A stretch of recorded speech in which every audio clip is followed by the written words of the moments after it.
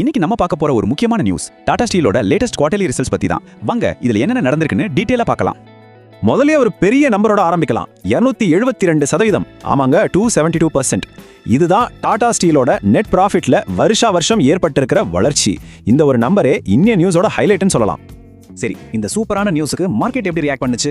ரொம்பவே பாசிட்டிவா தாங்க. நவம்பர் 13ஆம் தேதி காலையில ட்ரேடிங் ஆரம்பிச்ச உடனேயே டாடா ஸ்டீல் ஷேர் பிரைஸ் 3% மேலே ஏறிடுச்சு. ஓகே, இப்போ இந்த ஹெட்லைனுக்கு பின்னாடி இருக்கிற நம்பர்ஸ் என்ன சொல்லுதுன்னு கொஞ்சம் ஆழமா பார்க்கலாம் வாங்க. டாடா ஸ்டீலோட Q2 ரிசல்ட்ஸை இப்போ நம்ம டீகோட் பண்ண போறோம். நெட் ப்ராஃபிட், அதாவது நிகர லாபம் பாத்தீங்கன்னா இந்த குவார்ட்டர்ல 3102 கோடி ரூபாய். போன வருஷம் இதே டைம்ல வெறும் 833 கோடி தான் இருந்துச்சு. இப்போ புரியுதா அந்த 272% ஜம்ப் எவ்வளவு பெருசுன்னு?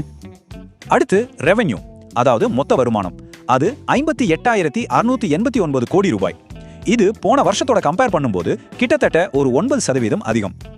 அடுத்து EBITDA, அதாவது வட்டி வரி எல்லாம் கட்டுறதுக்கு முன்னாடி வர்ற வருமானம். இது 9106 கோடி ரூபாயா இருக்கு. இதுல 46% வளர்ச்சிங்க. இது கம்பெனியோட ஆபரேஷனல் பெர்ஃபார்மன்ஸ் எவ்வளவு ஸ்ட்ராங்கா இருக்குன்னு காட்டுற ஒரு முக்கியமான இண்டிகேட்டர்.